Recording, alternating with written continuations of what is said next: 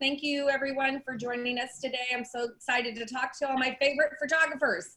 We're happy to be here. Yep. Very happy. Thank you for the invite. Yes, thanks for having us. Thanks for having us. Let's see, we've got a couple of photographers from New York City. We've got Frank Rocco. Hi Frank, how are you doing? Doing all right today. Cool. And we've got Jason Turner. Hi Hello, Jason. everybody. Hello. And Oliver Archer. How's it going? Hey. And then Julie and Patrick are from Ohio. Hi, everybody. Hey, everyone. Hey, Jules. And then we have Jasmine Dandridge. And Jasmine, I forget, are you from Washington, D.C.? I am from the DMV, but I'm out of Northern Virginia. Okay, cool. Okay, awesome. So, well, this was actually, Jasmine is one of our Fashion Mingle members, which of course everybody is, but you actually were the one who reached out to me about doing this, and so I really appreciate that. We're gonna do a trial by fire here for everybody. So, Dale, why don't you introduce yourself and tell us a little bit about True Model Management? Sure. I'm Dale Noelle. I'm the CEO and founder of True Model Management. We're based in New York, but we have models around the world.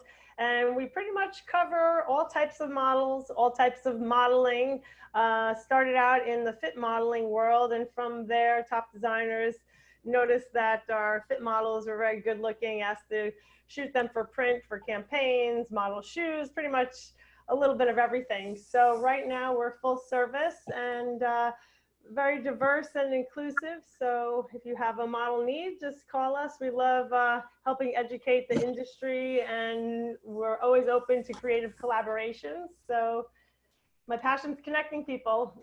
Fashion Mingle is a great place to do that, and I'd love to help facilitate and foster some good connections. So let's get started. I'm so excited to meet everyone. Having you on every week, Dale. Thank you so much. You're welcome. Always Thanks for having me. Supportive. And then Catherine, how are you doing? I'm good. I'm good. We had a lot of storms here last night. Hurricane Laura, climate change. I mean, we had some power outages. So my internet is a little spotty, but this is one of the most important images, everything, the way you look, the way you present yourself, the photography aspect of it. Dale and I both agree on that for sure. It's all about the visuals. It's all about put your best look forward. And I love working with photographers, and I love the creativity that comes from the photo shoot, and it's not just for models. Everybody needs to look good on the internet. So it's it's going to be an interesting discussion, and hopefully we'll be able to work together too on some projects coming up. You never know. Absolutely. And Dale manages models, but Catherine actually used to be a model in the early. Yeah, I was one of the first plus size models, so I understand the importance of having a good photographer who captures your angles, who doesn't make you look like outside of a house, because a lot of the photographers didn't know how to shoot plus in those days. So we kind of had to educate them about just don't shoot this way, don't shoot this way, turn and twist, and get all the right angles. And it was kind of a learning curve for the photographers to shoot plus size and make it look good, because you can show all the lumps, bumps, and midriffs that you want, but it's not appropriate. So it's about finding that appropriate image that works with the client and works with the necessity for the visual deliverance. And I think that being a plus size model helped me do all the things that I'm doing now in diversity and inclusivity. So it's just a Runway the Real Way is my baby, and it's all about diversity and about inclusion and everybody. And then I became an image consultant. So everybody, no matter what your size, shape, gender, height, ethnicity, deserves to look good. So it's all about capturing that images with the photography and transcending the lens too, which is very, very hard to do. I agree with that 100%, because I was a model for over 30 years too, and still do some modeling. And I was not the typical model either, because the models were all 0 to 4, and I was like a 6'8", so I was big for back then. And I was more of a cross between real people and fashion, and the photographer made all the difference. I didn't have every perfect angle, but with the right photographer, I could look like I was peeled out of Vogue. So it's all about the photographer. We love all of you. Thanks. I actually had a situation where I shot a plus size model.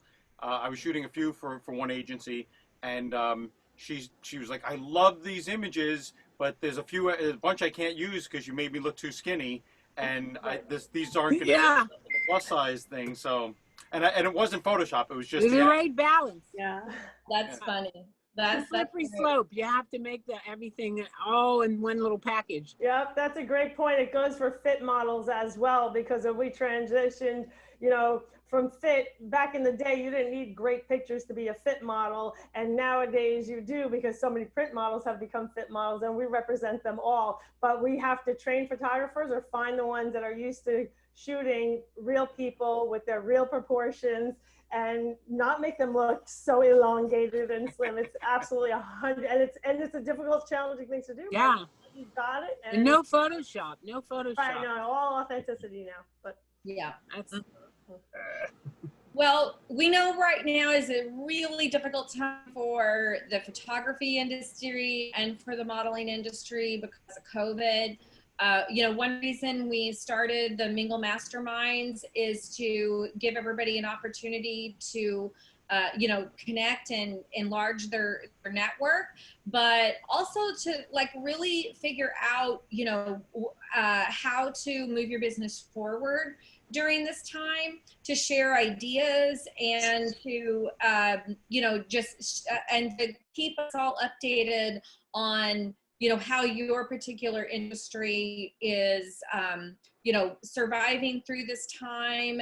And we feel like we're starting to hear some good news, you know, with some improvements in, you know, projects coming up. So, so I just thank you guys for taking some time to talk to us today. So, you know, the big thing that we want to talk about today is to help fashion brands, designers, you know, really anybody who has a product, understand the best way to get the right content for their promotion. You know, a lot of, you know, a lot of our members are in various stages of their businesses, but many of them don't understand all the nuances to help them make the right decisions about what kind of photography they need. So that's the important thing that we want to talk about today. And we want you to share your tips for how to have a great photo shoot. So first of all, I want to talk about finding the right photographer for your project. So I always think of the kind of projects that that people need to find a photographer for. You know, sometimes it's just like the business headshot. Sometimes it's product photography. You need to get the white background so that you can put it on a website. Sometimes it's editorial shoots for magazines, or, you know, to put on social media, things like that. Julie, I know you've done a lot of product photography for, I know Joanne Fabrics is one of your big clients. Can you tell us, you know, tell us about product photography and what are, you know, some of the key things people need to understand, but when they go to have a product shoot?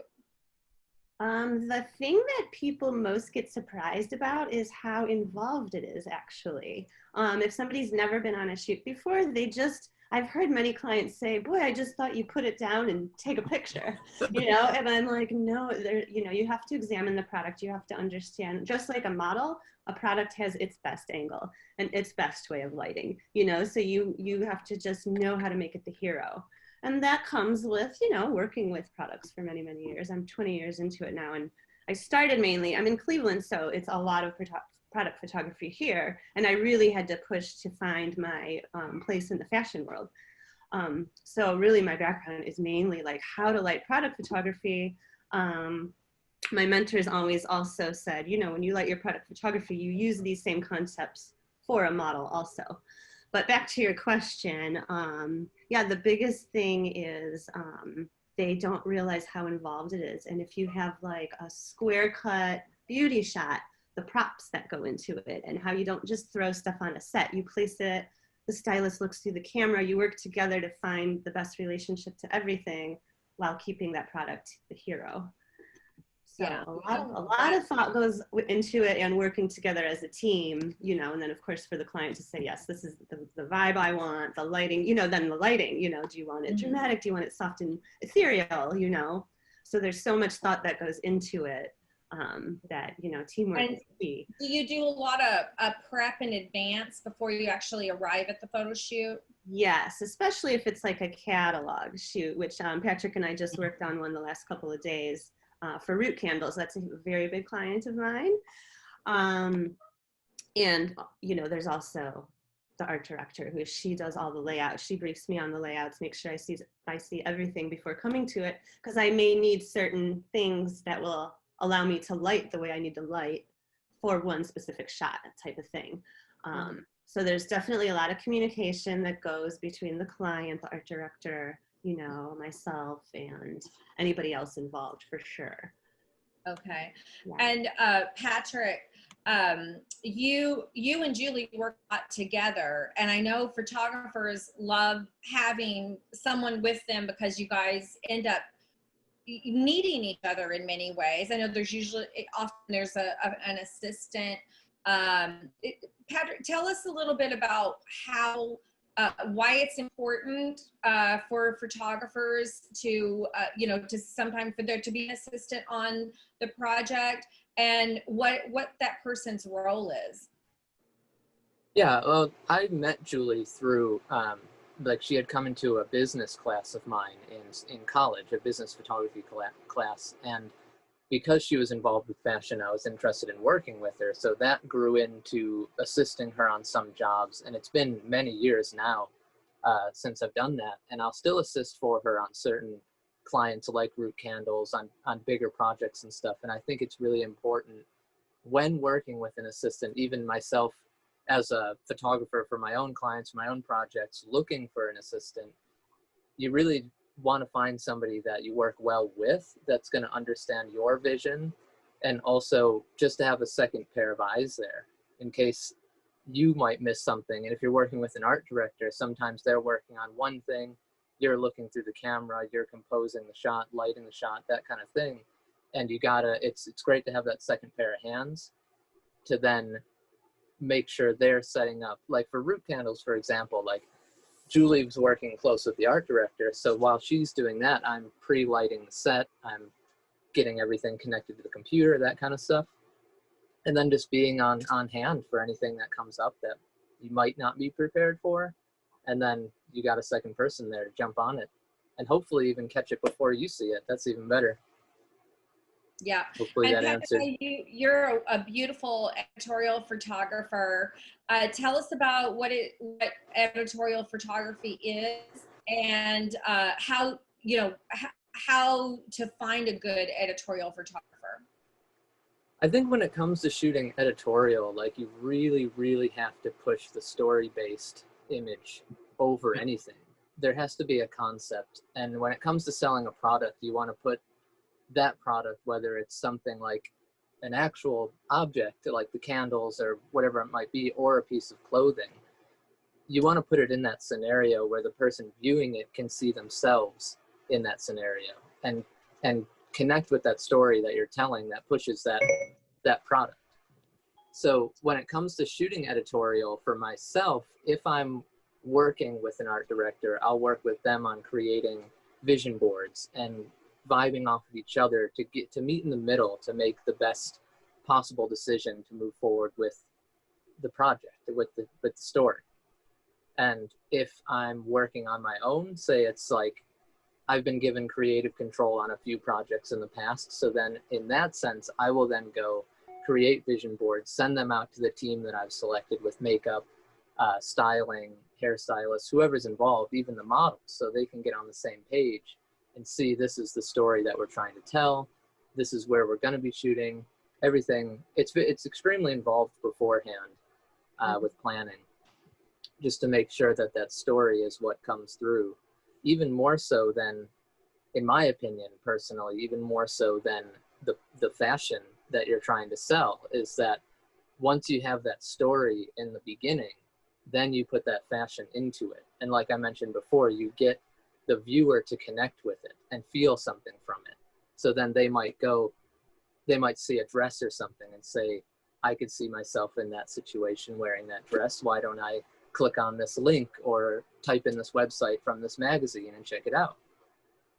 Right, absolutely. And it's really important to have that great editorial photography that helps people feel an emotion, because in the end, the reason why you're getting the photography done is to get people to buy something. Mm-hmm. Yeah. Jasmine, I know you do beautiful editorial style work, and you work with so many beautiful,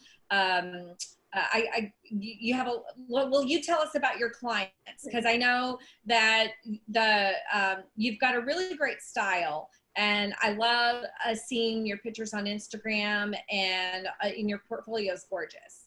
Thank you. I really appreciate that. To keep it short and simple, I work with content creatives outside of the regular sessions that I do take on, which is more lifestyle.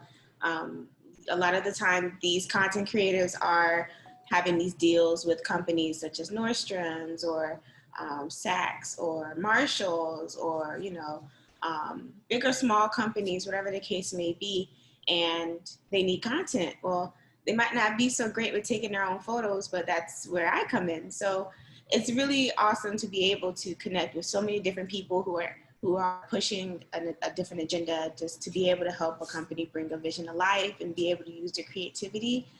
They bring forth a lot of great things that help me grow as an artist and as a photographer. So I help people create content, and outside of that, I just hope that it expands more into more of the campaign and advertisement. Mm-hmm. And I think the content creator type of photography is a fairly new thing, because it's really risen to importance with all of the influencers that companies are engaging with. So can you give us some tips, like if you are a content creator, an influencer, what do you recommend that they understand about, like, why they need to hire a professional photographer? Because many of them, are trying to set up their own shoots themselves, often, especially when you're starting out. But tell us the difference of like what having a professional photographer to work with as a content creator is, as opposed to trying to do the shoot yourself.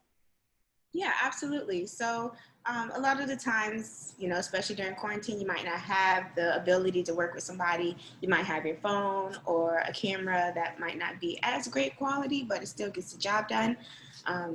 Those things are still great and useful for a lot of different parts of content creating, but booking a high quality photographer or a content photographer, lifestyle photographer, they're able to assist you and bring forth their creativity so that they can help your vision come to life.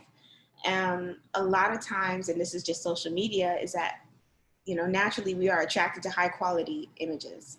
It's just natural. We see something very crisp, very clear, very nice, lit. We are like, oh, what is that? So that's something that also falls with the lines of advertisement as well. So companies look for things like that, nice, clean, crisp, clear images, and photographers that you choose or that are specialized in these type of things are able to give those to content creators so that they can continue to move forward. So I would assume that it would really help you with the companies that are hiring you, if you're an influencer, to work with a professional photographer, because obviously the photographer is going to have a way better lens. So like you said, the pictures are going to be more crisp, and the colors are going to be better. Do you bring lighting to events? I mean, I'm sorry, to photo shoots, or do you do mostly outdoor? I mostly work with outdoors, but you can also bring lighting, depending if you're working kind of like 50-50 maybe you're working indoors and it has a lot of available light, you can use a speed light on your camera. Those are always great to bounce off some close walls. Some people actually do bring strobe lights.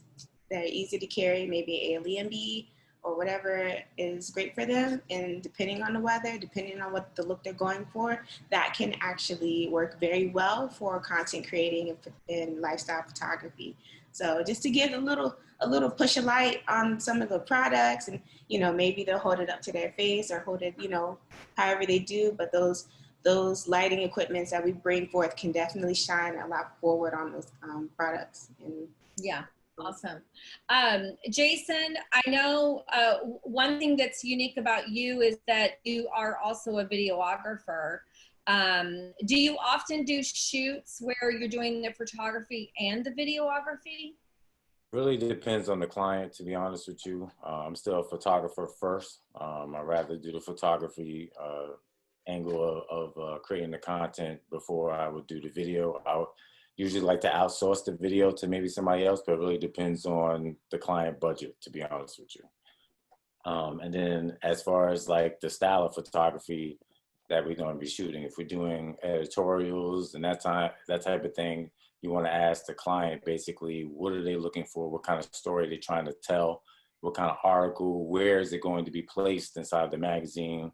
That way, if it's going to be a widespread, if it's going to be over a course of 2 pages, if it's, it just really depends on a lot of things that from the client verbally telling you and explaining to you what they need before you even go on shooting.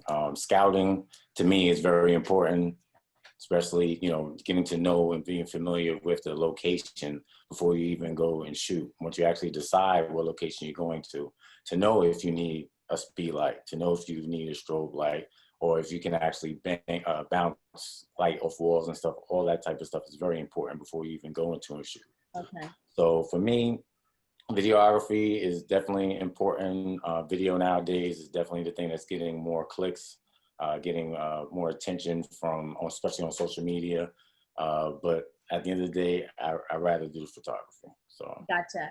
And I think you bring up a really great point about going out to check out the location in advance, so you understand what you're dealing with. Can you tell us a little bit more about that? About why it's important to do that, and what are some things like that? Maybe, because I'm sure that you have clients come to you saying, I want a shot in this location. Well, what are some things that make it a bad location? And then what are the ideal locations? Well, as far as photography goes, all of us photographers, we know light is everything. That is what photography is. So if you have bad lighting there, you're not going to want to shoot there.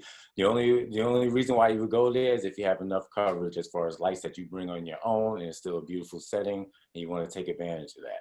Especially if it's something like if it's backlit, then you can just add some fill light to kind of add something a little bit more interesting, or it just really depends, but on the photographer's style. Because you have some natural light photographers that can actually take a bad area and still make it work depending on where the sun is coming from. And they just got to choose the right angle to still highlight the person's face. So it just really depends on the style of photographer, what you're shooting, what you're going to be doing with for the client, and just your level of expertise and experience to really know, okay, I can handle this. So this is what the client wants. So this is the location that the client is telling you that they want to do the shooting. You have no other choice but to to work in that area. The best thing you could do is maybe suggest to the client, like, the lighting isn't that great here. Maybe we can move down a couple of feet, or we can use something else, and just suggest certain things to maybe add and make it work so that we can execute the client's vision. But at the end of the day, it's really going to be up to you, because the client's relying on you. They're paying you. You're supposed to be the expert. So you're the one that's supposed to be guiding them and then explain to them why this location works or not. For me, I like to pick locations that I could probably do 3 or 4 different stylings in that same area, so that way we don't have to keep moving our equipment all over the place. If I can pick an alleyway that has maybe 4 different looks And that one shot is perfect because then I can spend maybe 10, 15 minutes because I've already planned it out. Spend 10, 15 minutes here and then just go right across the way and do 10, 15 minutes there and then go down the alley and then finish the shoot and I'm done in, you know, maybe 4 or 5 hours, depending on how long to shoot, how many looks, how many models, that type of thing, makeup and all that other stuff. But try to pick a location to where you can do multiple looks, styles in that same area. So that way you're not wasting clients' time. And at the end of the day, you're making more money. Yeah, that's really great advice because you can, you know, it's an exhausting day doing a photo shoot. It's exhausting for the client. It's exhausting for the photographer. You don't want to spend it in transportation time for sure. Mm-hmm. Yeah, Patrick, you wanted to add something? Yeah, well, Jason actually said a few things that I was thinking, but one thing to add to it, going back to even what Julie said about a lot of people don't really expect how much is actually going into these photo shoots. And when you're talking about shooting on location, not only do you need to pick the best location that will push that story and the mood of what the client is trying to go for, to kind of go back to what I said with being prepared for anything, you kind of have to be aware that you are using natural light that can change at any minute. Mm-hmm. The other day we were setting up a shot and halfway through shooting, it started to rain. So we had to hurry up and finish that one up before it got too heavy. So then we can move on to the next one. But with that being said, when you're talking about shooting on locations that say a client or an art director is like dead set on a location and it's out in the middle of a field where there's no coverage, you then kind of have to keep in mind to be prepared that there's a lot of tools that you can end up bringing with you in order to diffuse the sunlight if you have direct sunlight. And then what Jason said, to use any sort of reflector to bounce back in light, or even if you have a battery powered strobe, to then throw a little bit of light in. So then you're talking about moving around even more equipment, which takes even more time. So you just got to keep in mind, like, what's the best way to negotiate with who you're working with in order to find the best location and minimize that travel time and setup time and all that other stuff that goes into it. There's a very long list of things that goes into bigger, higher end photo shoots for no matter who the client is. So I think a lot of people aren't actually aware of that. And like Julie said, they think you could just throw the product on the ground or put a model out in this field or wherever and snap a photo and it's going to come out beautifully. But there's a lot of work that goes into it sometimes, most of the time. Absolutely. Frank, I know I met you years ago at New York Fashion Week, and photographers do Fashion Week as a labor of love. It's a lot of labor, and so you have to really love it to survive it. I think everybody on here, and Julie and Patrick have been coming to shoot with Fashion Mingles for Fashion Week since, I don't know, what year did you guys start coming? 2014, February 2014, when it was. My background is my badges here. Yeah. I will never forget.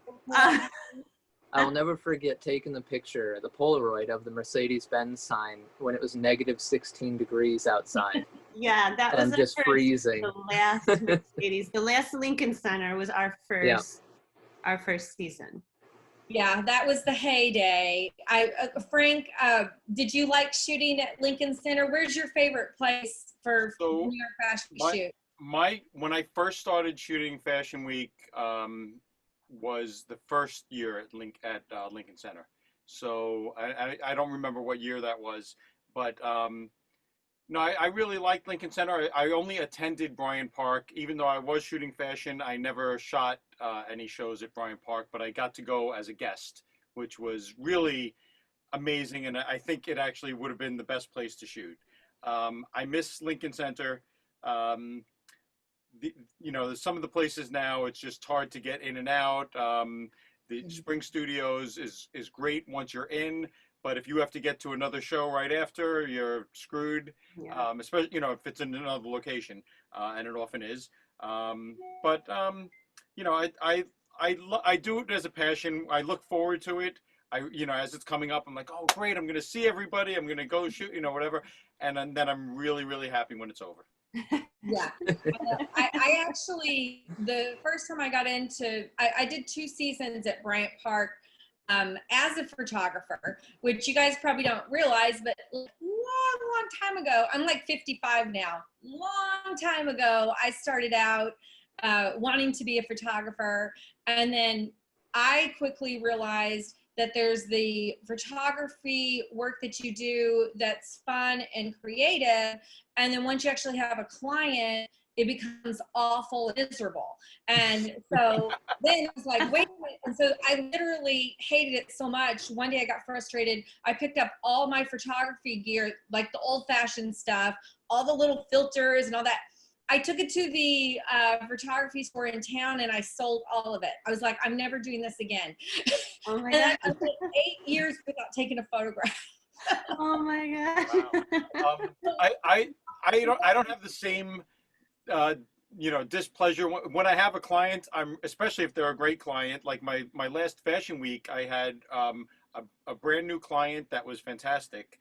But when I don't have clients, because when people say, oh, you're a photographer, you get to do what you love for a living. And it's like, yeah, about 30% of the time I get to take pictures. And with a client, especially with a great paying and, everything else client, it's fantastic. But 70% of the time you're trying to get work and networking and answering emails and planning things and doing all the stuff that's running a business, which blows. Yeah. Well, I was doing wedding photography, and honestly, you guys have to agree that's got to be the worst, right? Oh, Yeah.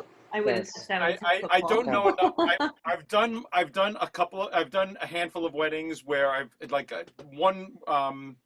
last one I did was for a friend and it was fantastic. It was 2 different things and it was up in Massachusetts. It was a great time and I would have been there as a guest if I wasn't shooting it. But I shot a lawyer for his website, so I had shot this lawyer twice, and then he begged me to shoot he's like, we want you because we like you, and that's part of being a wedding photographer is they're going to spend their day with you, they have to like you. So as I did it, I was like, you know what, this is fun to do once in a blue moon, glad I don't do it every weekend. Yeah. So, that's something important to talk about. I love in your bio how you say that you do guerrilla street shoots. So what could be further from being a wedding photographer? But actually, I the opposite of what the 2 things that I love to do. Somebody just asked me this earlier today. I love the guerrilla style. We don't know where we're going. We got a van full of people. We're going to do makeup in the van. We're going to run. We're going to go find an alley where we can do 4 angles. I love that. But I also love shooting in the studio and planning out my lighting and really being able to play with the light and doing the plant shoot. So actually I'd say that's more the opposite. The wedding is kind of in the middle. It's kind of like, what's going to go on, where you are, what the lighting is going to be, and which I've never liked the middle. Yeah. Well, tell me who's the ideal type of person to do a guerrilla street shoot? Like someone who wants to do a guerrilla street shoot, what kind of client are they typically and what's the purpose? What are they trying to achieve? So a lot of times it's an editorial shoot. Sometimes it's just a test. Sometimes it's a product, a lifestyle thing for a product. I just had somebody, I had a couple of clients that actually kind of fit this thing where so I'll give you my pet peeves. You have to know what you want. You have to know what your final product is. And my real pet peeve is, you want to have a shoot. You want me, and you say, hey, how much does it cost to shoot this? And then you won't have, and you want it by email. And you don't, if you had it all planned out, maybe, but even then it's like, please give me some communication. Please, let's have a phone call.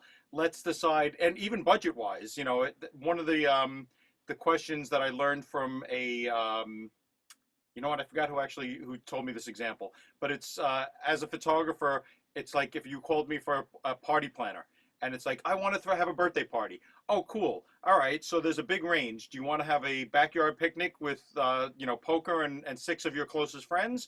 Or do you want to rent a yacht? And most people are somewhere in between, right? But it's like, okay, if you have a shoestring budget, then we could probably do something. And if you have a budget where, a few of us were talking about can you control the light? Is it midday sun? Can and I've never produced a shoot like this. Back when I was assisting, though, I've been on these shoots where you need to shoot a CEO, so you only have a few minutes, and you want to use the background. So you build a tent that has, just 3 sides. So it's got a top and 2 sides, so you can look through it and shoot the background, and you can light him, because this way the sun doesn't matter for him, it just matters for the background. But that means you need at least 2 assistants. And most people don't have that kind of budget anymore. Yeah, that's unfortunate, but you have to, if you want the experience, going cheap on photography isn't going to help you at all. No, but I think most of us can work within somebody's budget. It's just, let us know what that is, and we'll figure out what we can do for you. Right, absolutely. We don't want to cheat. It's not like if you let us know your budget, we want to go, oh, we're going to use that all. We want to figure out what we can get you for that's going to suit your needs. It's not like if you tell us, we're going to be like, oh, well, then I'll just, run in, take a couple pictures and take all your money.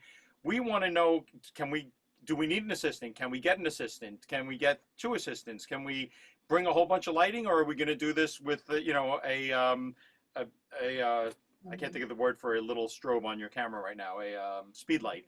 Are we going to bring a speed light, or are we going to bring a bunch of equipment? Are we doing this in public, or do you have a space, or are we renting a studio, or are we using my studio, or, it's, gotcha. Well, Oliver, so you're originally from Austin, Texas, right? And you recently moved to New York City. Yeah, correct. So I've lived around a lot of places. So I lived in California, San Francisco. I lived in Seattle. I traveled all the way to LA. So yeah, so I've been around the block quite a bit. And I think that's where my photography actually got better and improved while I was in Seattle, because there's such a supportive network in Austin. Sorry, did I say Seattle? But yeah, in Austin, it's like there's so many people that is encouraging, and they actually make you a better photographer. So I think it prepared me for New York. Yeah. How long did you live in Austin?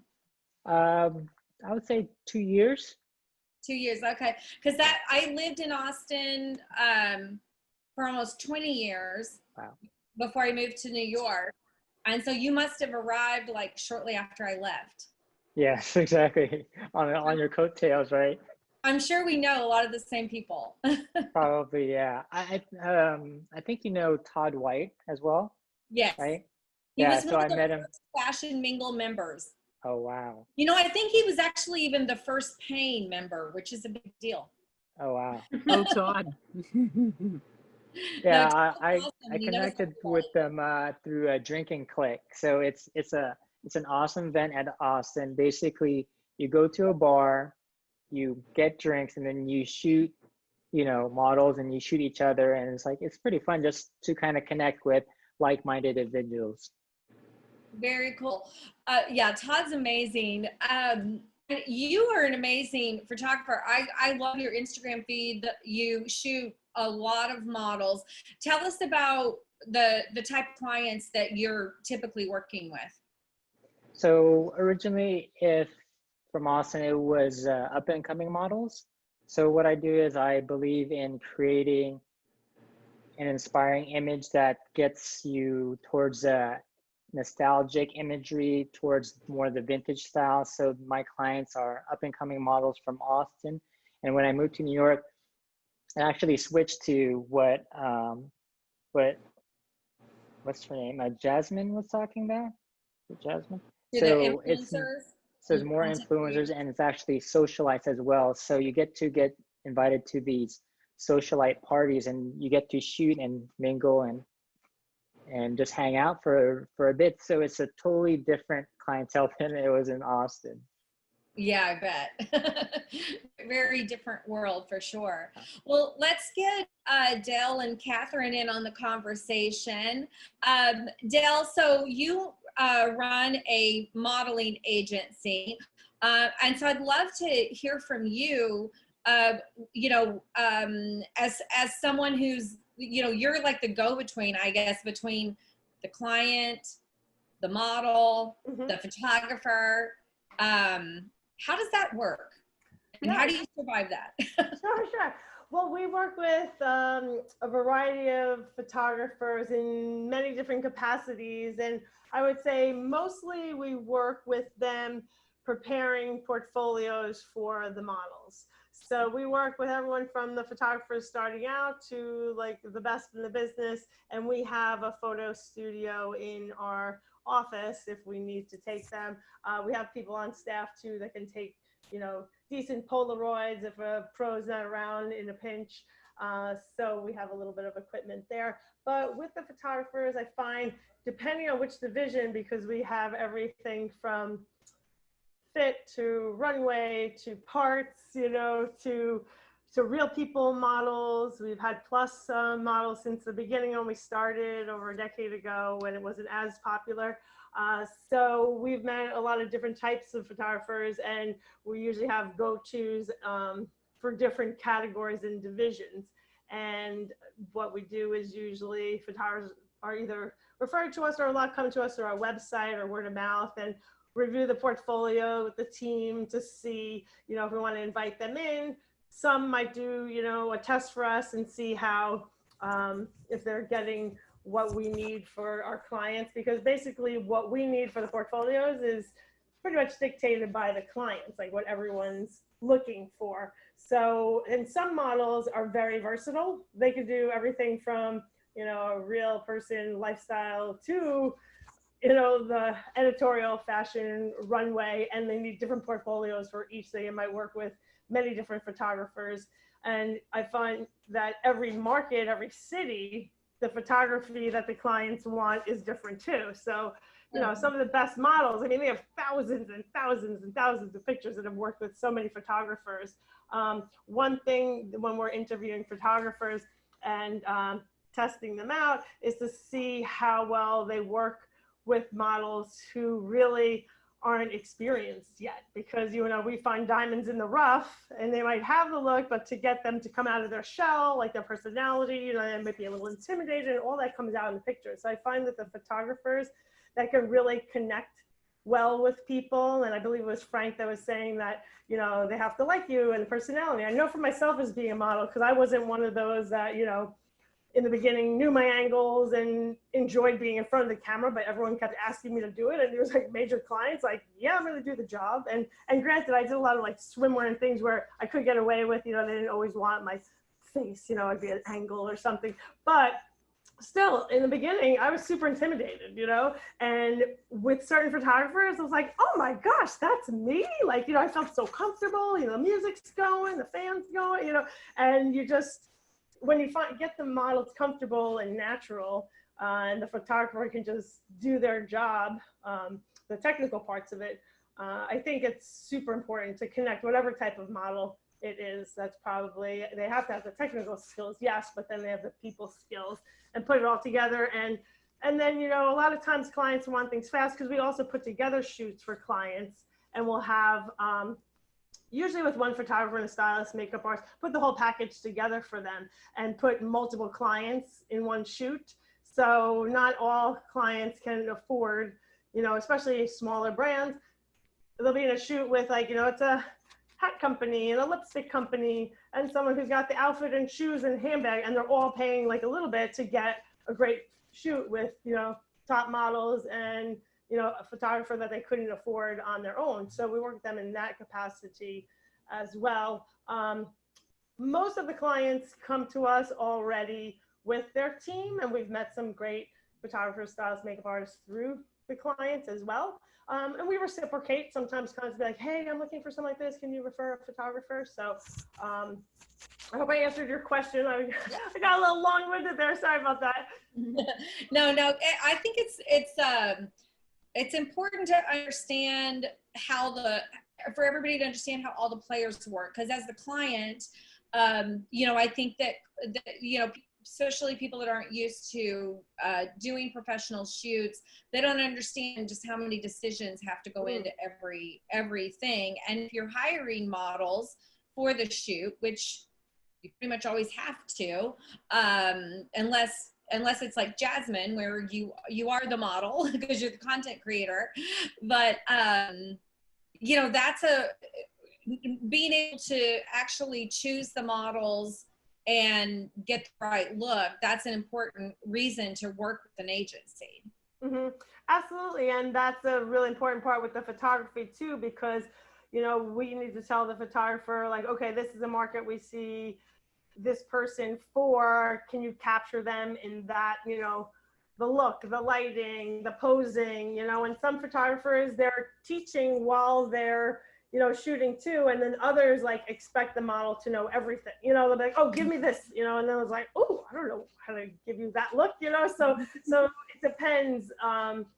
We always have to find out from photographers like what their comfort zone is, what they're willing to, you know, work with, or what their sweet spot is, so that everyone gets what they want. So clear direction and communication is definitely important on all aspects. So if the client asks for something, make sure it's very clear what they want. Communicating that to the photographer, the model, everyone is in agreement. And, you know, having mood boards and different look books and things like that definitely helps when you have visual examples. We're all very visual in this business. Yeah. Well, Catherine, I know you've done a ton of photography shoots in your lifetime. You've worked, I'm sure, to get your own shoots, but you've also worked with designers to get shoots for them. Tell us, you know, what do you recommend for a designer who needs to get a shoot done? What are your top tips? I would say be realistic about what you can accomplish. Manage your expectations. One of my pet peeves, and I'm sure everyone would agree, is like you have these photographers, I mean, you have designers and models who bring you tear sheets from magazines and want to duplicate it, and it's like they don't realize that that's thousands and thousands of dollars and thousands of work hours, you know, to make a shot like that. They have very unrealistic expectations. So I try to manage those expectations, and I also think that one of the things that drives me crazy is too much chit chat and chatter on the set. So I'd say no parents, no friends, nothing except your core team, because the energy can get diffused so quickly, and you're trying to work within a time frame and accomplish the most creative thing you can possibly do, and people are back there chattering and you know, think it's a party.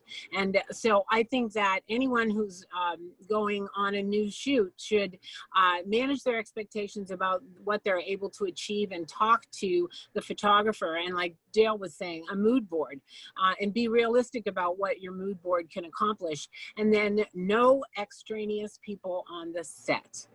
I'm very, very adamant about that. I'm very adamant. And sometimes it's like, well, excuse me, I came in town and my daughter, and I'm paying this, but go get a cup of coffee.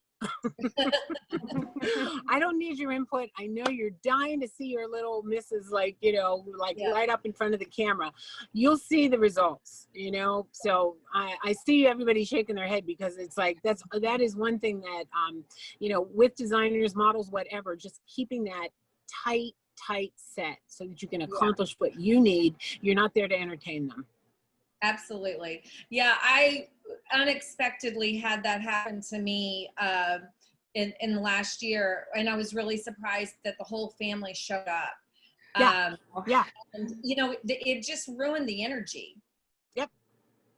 You know, it's very. They think it's a big party, and they see the behind the scenes stuff, and they want to be part of it, and it makes the model or the designer nervous.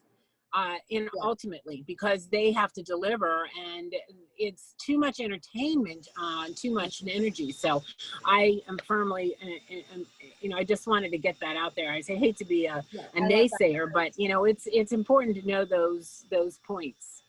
Right. Patrick, what's your top tip?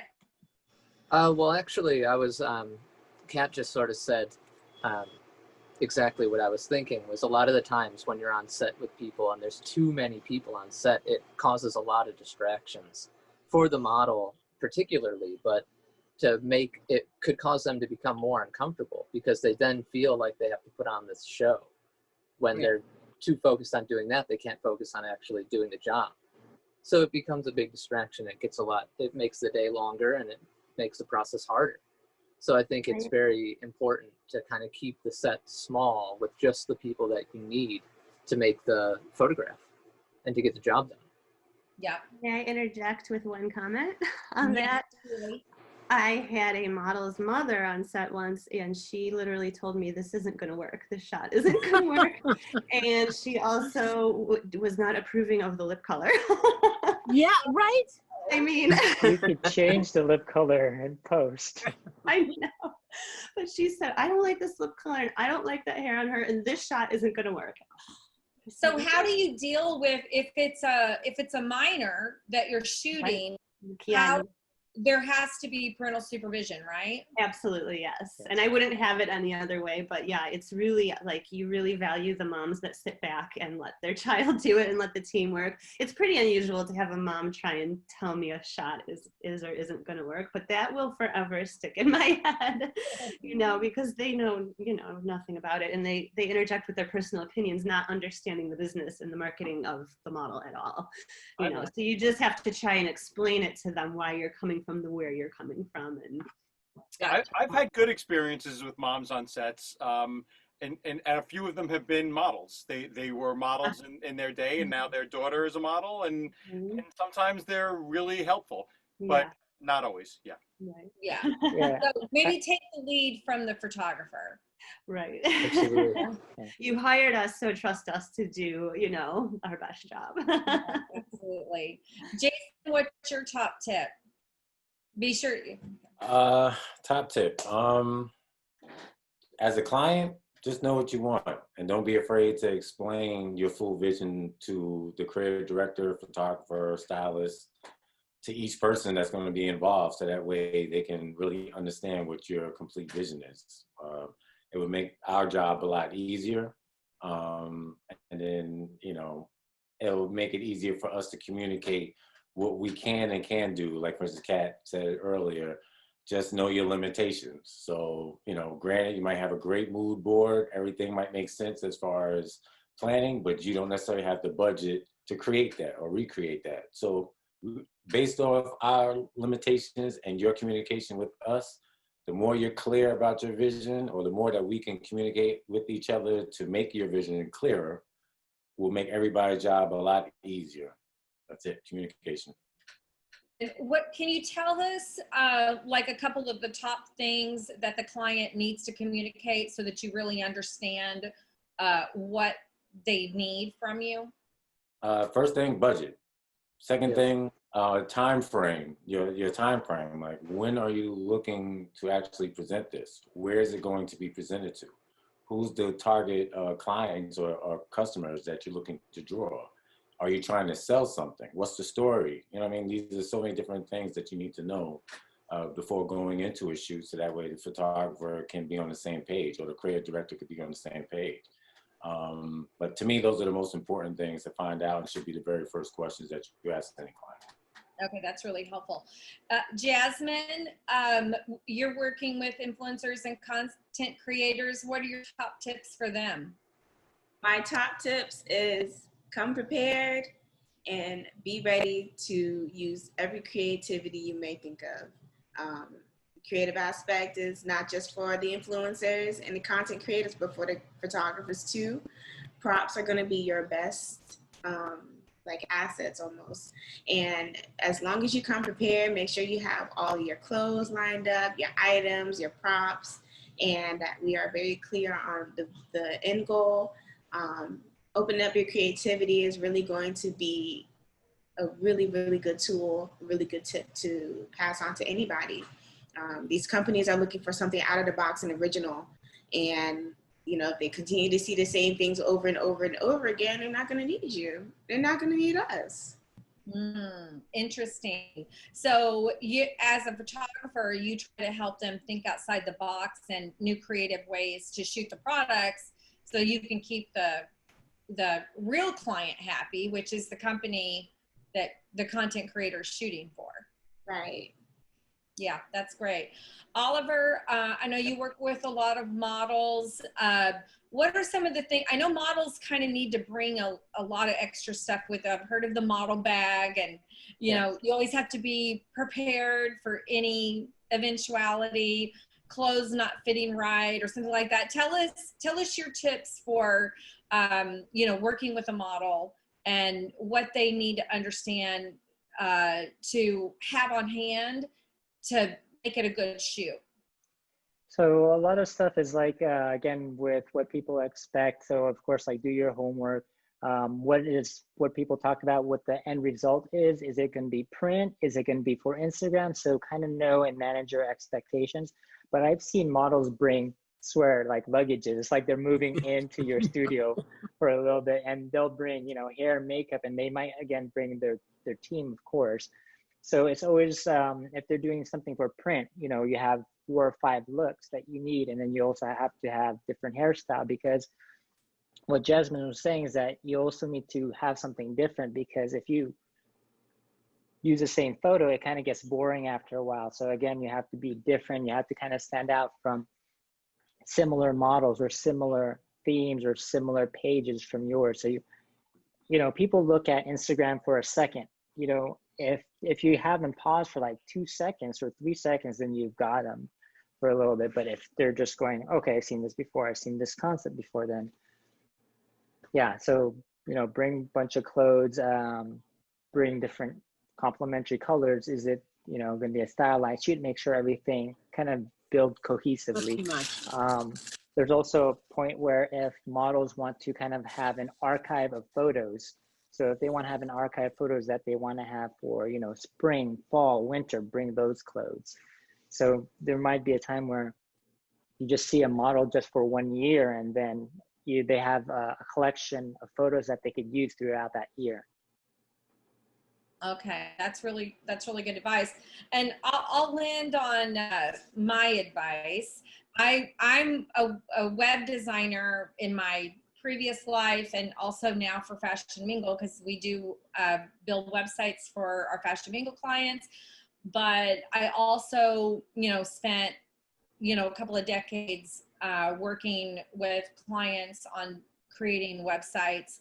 And what I find the most difficult thing, that why I really value professional photographers so much, is that if you're going to try and sell a product on your website, the photography has to be top notch.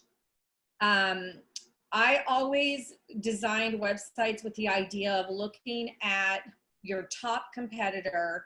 You know, maybe it's your competitor is the largest company in the world, but if you can you can build a website that looks just as good as theirs if you have the top quality photography.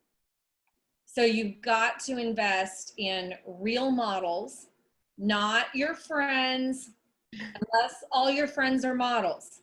Okay? Let's repeat that. Do not use your friends unless they're actually professional models. Okay. You couldn't stress that enough.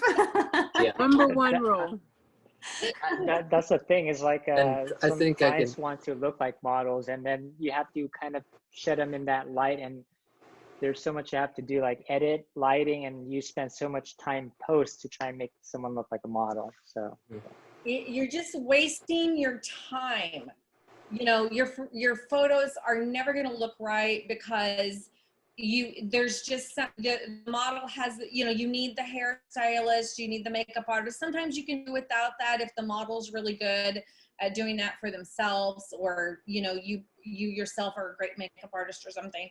But, and then also for product photography, you know, one of my big pet peeves is that it's not well lit. It doesn't have the plain white background that you can drop out and you can put on an e-com site. So if you're trying to sell an actual product on a website, you have to have a white background. And every photo has to be consistently shot. You can't have one that's like, you know, close up here, and then the other one has got a lot of white space. Or maybe you've got 3 great photos, and then this 4th one is just something completely shot like in a completely different way. That says unprofessional the instant someone gets on your website, and that will ruin your chance for sales. So I am really mean about that.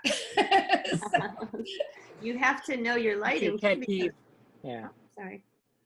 Yeah. If a client hires you to continue their vibe on their website, you have to know how to match the lighting that already exists too. You know, you can't just come in with your own. You have to be able to, you know, let it flow. Maybe their photographer moved or retired or whatever. You have to be able to pick up and continue what they had started.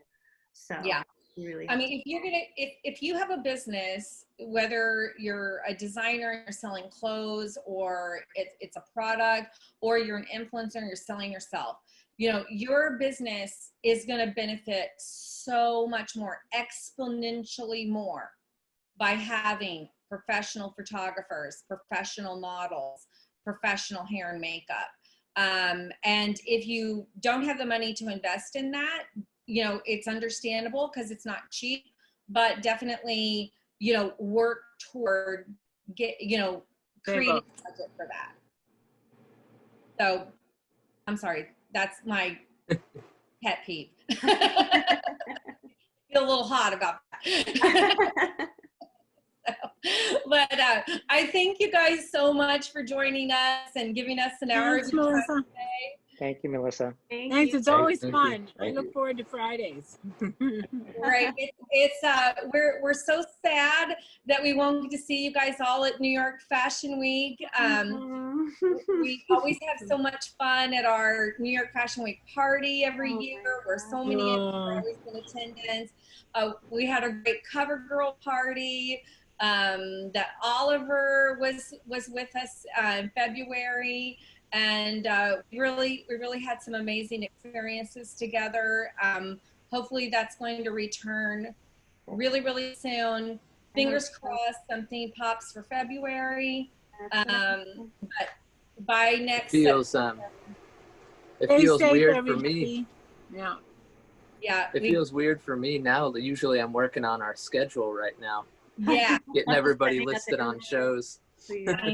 I know that, and it's a big job getting our fashion media team everywhere they need to go. That's hard work, and we have really, Julie and Patrick have spent years doing all the media requests. Yeah.